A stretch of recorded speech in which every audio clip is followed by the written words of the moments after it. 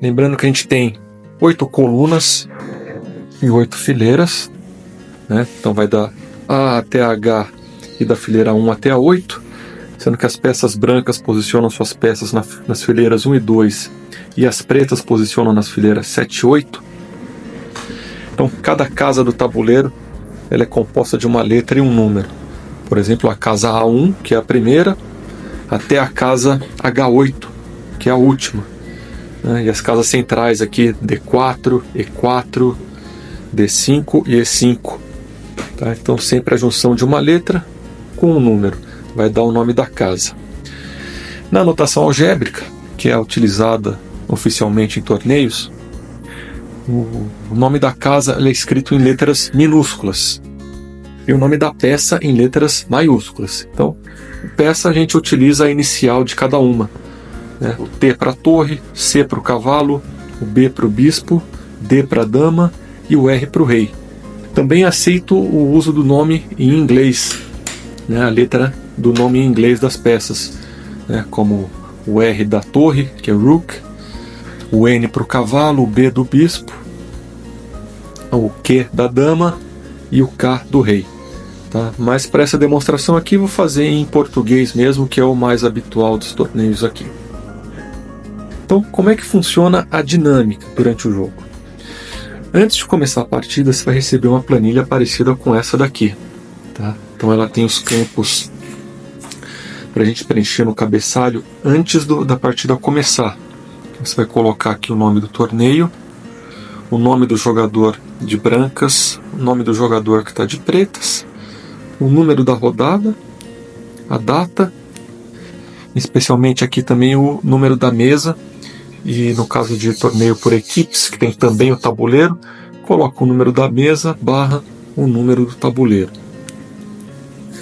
A dinâmica, como é que funciona? Então você vai preencher o cabeçalho e em seguida a partida vai começar. Aí o jogador de pretas vai no relógio e aciona para o jogador de brancas fazer o seu primeiro lance. Então o jogador faz um lance, vamos supor, D4. Ele aciona o relógio, vem para a planilha e anota aqui o lance feito, D4. Ao mesmo tempo, o jogador de pretas vai anotar na planilha dele, né? São 2 planilhas, né? Uma para cada jogador. E na planilha a gente anota os lances feitos pelos 2 jogadores. Então o jogador de pretas vai anotar na planilha dele e vai fazer o lance dele. Por exemplo, aqui um cavalo F6, acionar o relógio.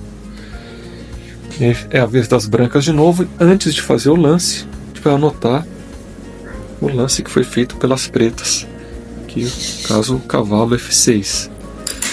Só então as brancas vão fazer seu segundo lance, aciona o relógio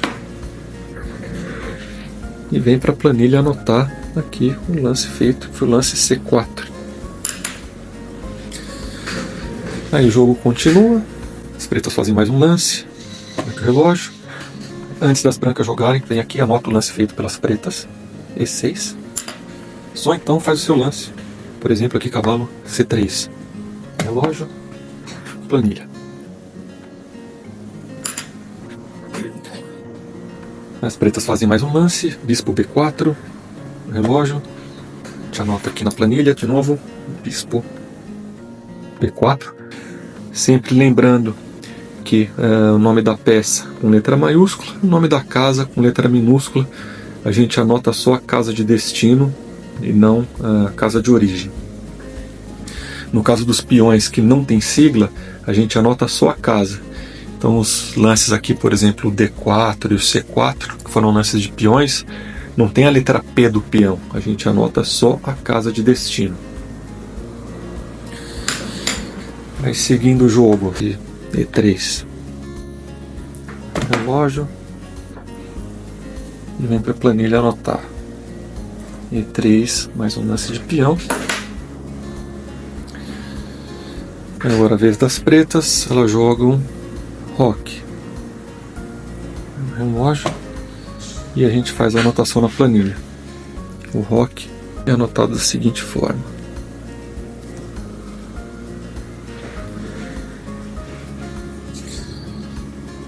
Agora as brancas jogam, por exemplo, A3, vai marcando na planilha.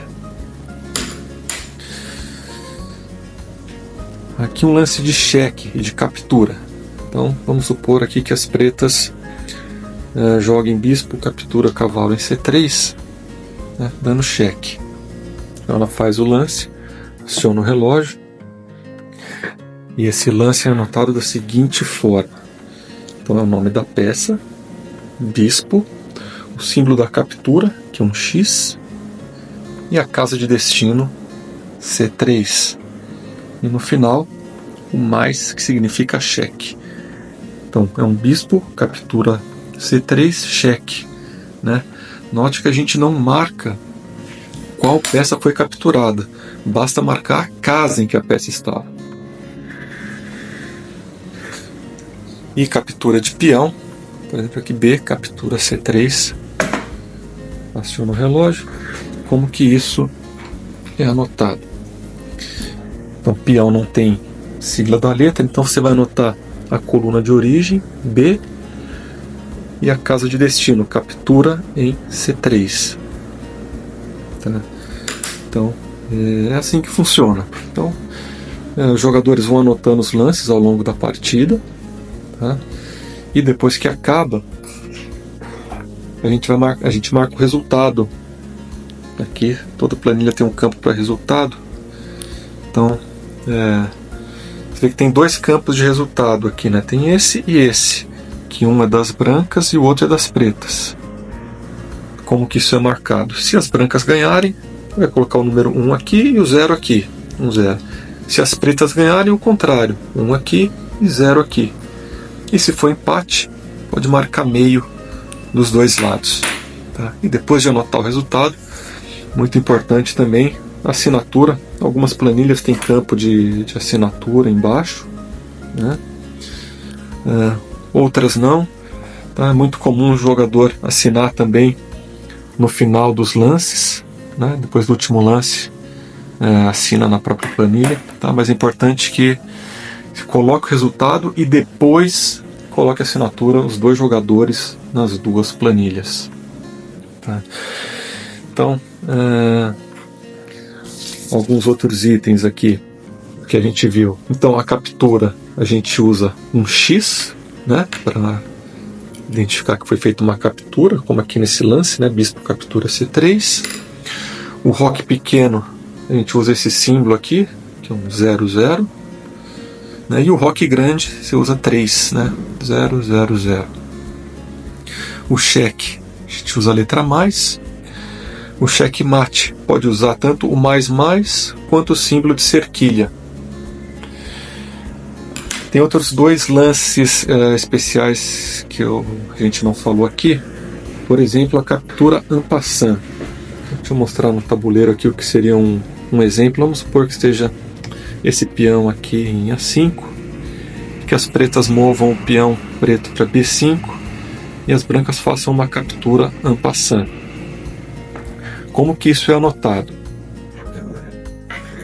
Então a gente vai anotar a coluna de origem, no caso aqui a coluna A, captura, a casa de destino, que é a casa B6, então a captura B6, e pode colocar um EP para indicar que foi en passant. Promoção. Vou mostrar outro exemplo aqui. Vamos supor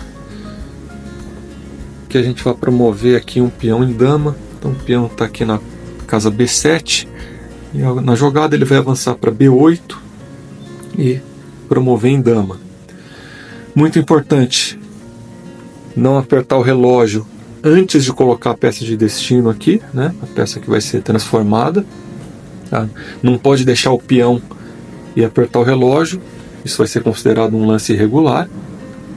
Então, como que é anotado o peão que foi para B8 e virou dama? A gente vai colocar um lance de peão, como faria normalmente. Então, o peão foi para B8. E põe igual D, porque foi promovido em dama. Então, coloca a letra da peça em que ele foi promovido, né? Se fosse torre, colocaria um T. A promoção também pode ser feita com captura. Então vamos supor que esteja assim. E o peão vai capturar promovendo. Então o peão que estava em B7 capturou a torre que estava em C8, né? E promoveu em dama. Como que isso vai ser anotado? Então a gente vai fazer B captura C8 igual a dama. E se for cheque, ainda coloca um mais no final. Tá? Aí fica B captura em C8, promoveu em dama com cheque.